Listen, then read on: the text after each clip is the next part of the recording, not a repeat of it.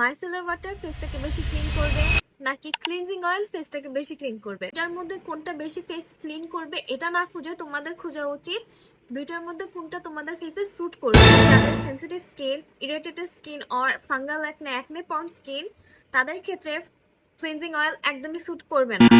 Use করতে যাই বুঝতে পারছি।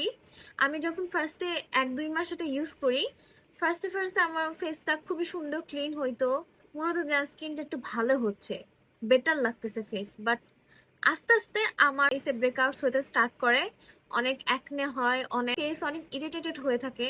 তার মানে কি ক্লিনজিং অয়েল বাজে? না, ক্লিনজিং অয়েল বাজে না।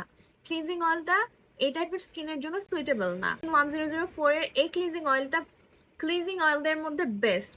এটাতে খুবই সুন্দর ভারী মেকআপ থেকে শুরু করে তোমার স্কিনের ডিপলি ক্লিন করা সবকিছু খুবই ভালোভাবে করে, বাট এটা সেনসিটিভ স্কিনের জন্য সুইটেবল না। ক্ষেত্রে আমরা যদি মাইসেলার ওয়াটার দেখি, গার্নিয়ারের এই মাইসেলার ওয়াটারটা, এটা অল টাইপ স্কিনে সুইটেবল, বিশেষ করে যাদের তোমার সেনসিটিভ স্কিন আছে, ইরিটেটেড স্কিন আছে, তাদের জন্য এটা খুবই ভালো। ফার্স্টে মাইসেলার ওয়াটার দিয়ে স্টার্ট করেছিলাম, আমি ক্লিনজিং অয়েল ইউজ করতাম না। বাট এই টাইপের অনেক অ্যাট্রাকটিভ ভিডিওস, তোমার ইনফ্লুয়েন্সারদের ভিডিওসগুলো দেখে আমার মনে হচ্ছে না, ক্লিনজিং অয়েল ইউজ স্টার্ট করা উচিত। বাট তারপর যখন আমি 1-2 মাস ইউজ করা স্টার্ট করলাম, তারপরে আমি দেখলাম আমার স্কিনে ব্রেকআউটস হচ্ছে। ঘাটাঘাটি করার চেষ্টা করলাম যে আমার কোন প্রোডাক্টে এই সমস্যাটা আছে।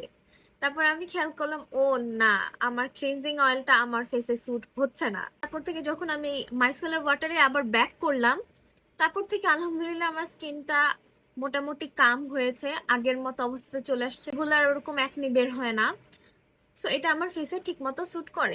প্রোডাক্টের মধ্যে দুইটাই খুবই সুন্দরভাবে ফেসকে ক্লিন করে। কি চুজ করতে হবে তোমাদের স্কিনের জন্য কোন প্রোডাক্টটা অ্যাপ্লিকেবল।